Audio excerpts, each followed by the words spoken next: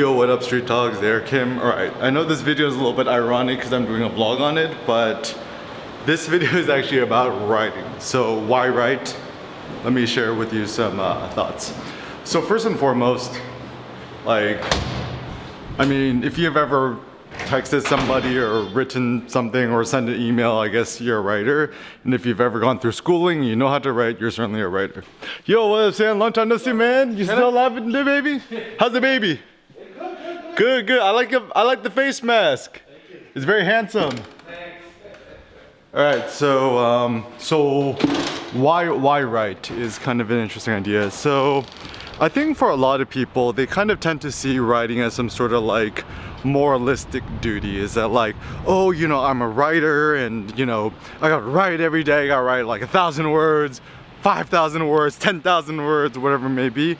Now, the big problem is, I think a lot of people who are actually writers kind of derive from this like French tradition of writing, which is quite like, how do I say this nicely?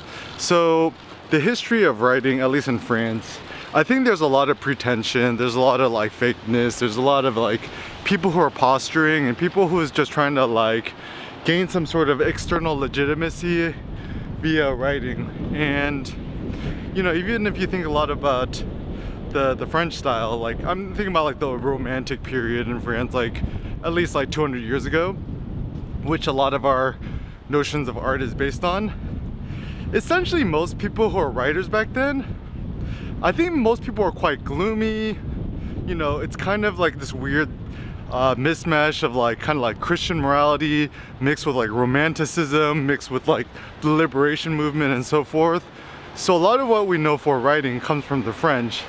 And in terms of the writing from the French, obviously lots of great writers from France, but still there's this kind of like strange like moralistic duty that happens when you come to America, because, you know, America is all about utilitarian values where we quantify ourselves. Like, even if you go read anything about productivity in America, the general gist is, if thou wants to be a virtuous person, thou must be maximally productive and least lazy as possible.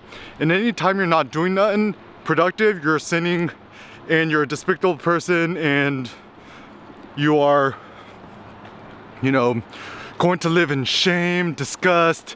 You're such a despicable human. I really think a lot of people who follow the cult of productivity are actually not religious. These are actually folks who, you know, don't believe in God, don't go to church, aren't part of a religion, yet they still kind of follow this like pseudo religion, which is like productivity, efficiency, utilitarianism. So I would actually say in today's world, the cult of productivity, the utilitarianism is the modern world's new religion. And you think about like, you know, Facebook, Google, YouTube, all these internet technologies which bind the world together, this kind of new religion is starting to play. But anyways, so taking it back to writing. So for me, I like to write, I like to talk, I like to do a lot of things. And the biggest benefit I think of writing isn't writing for writing's sake. It's just kind of another tool in our artistic self-expression toolbox. So sometimes I write essays, sometimes I write articles, sometimes I write poems, and every time you use it, it's like, it's a little bit different, right? So like a good chef has like, you know, a cheese grater or like a steak knife or a chopping block. What's up, man? I like the pants, man, very stylish. Oh yeah, I'm always here. Staying alive? Staying alive, my man. Keep it up, bruh. So yeah, so it really does seem that the optimal goal in life is to augment your modes of self-expression. So even when I write, it's like, I don't write because like for me, writing is almost like a necessity, because there's certain thoughts that I just cannot explicate via words. I actually just need to kind of stop, think. And so when I'm writing, the cadence and the rhythm, the speed of my thoughts is a little bit different. It's a little bit slower, it's a little bit more reflective, whereas when I'm talking, actually for me talking is far more natural than writing. And so, and the funny thing is I never forced myself to write, and I never felt guilty about not writing. I used to in the past, but not anymore. And now it's more of like, I'm just trying to think, as long as I could continually make and produce things which I enjoy and is kind of fun and interesting to me, it's all good. Ooh. Even though it's nice and raining, the world is still a beautiful place. Right. So,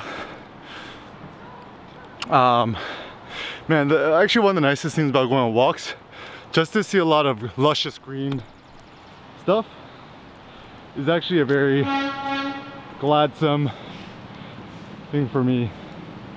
And IRL, in real life, this green is actually far more vibrant than it may seem.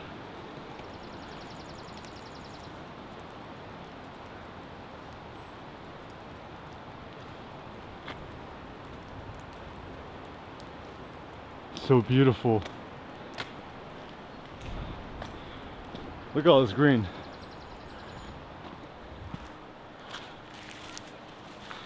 In life, it looks like a good pair of waterproof Gore-Tex boots are quite beneficial to life. And also the right to wear just a t-shirt and bare arms.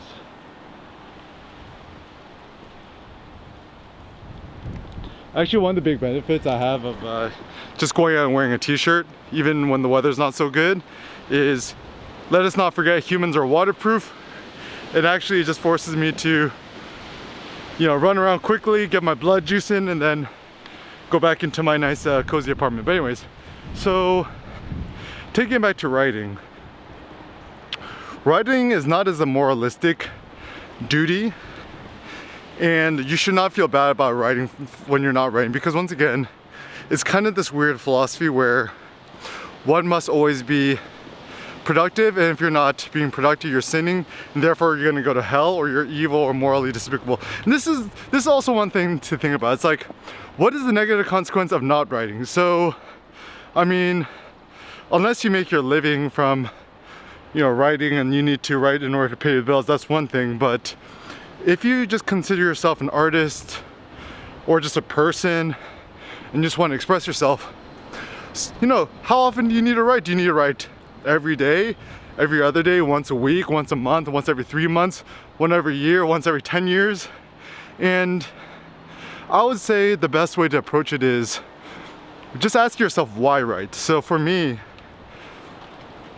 I have certain ideas in my head that could best be expressed through the art and the technique of writing, in which it's kind of like meta thinking, in the sense that as I'm writing, as I'm typing things out,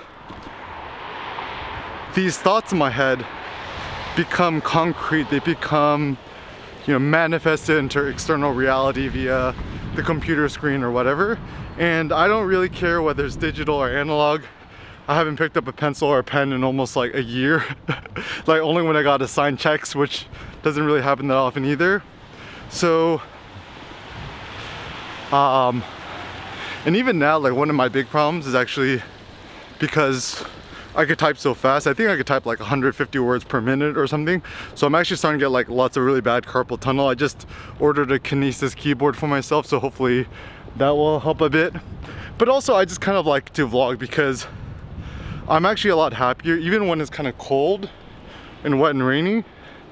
It's much more interesting to be outdoors and in the real world than to just be stuck at home even inside a cozy apartment. This is actually another, I think, a fact of life, is that we're actually happier when we're in more painful, quote unquote, miserable situations, but as long as we're in the real world.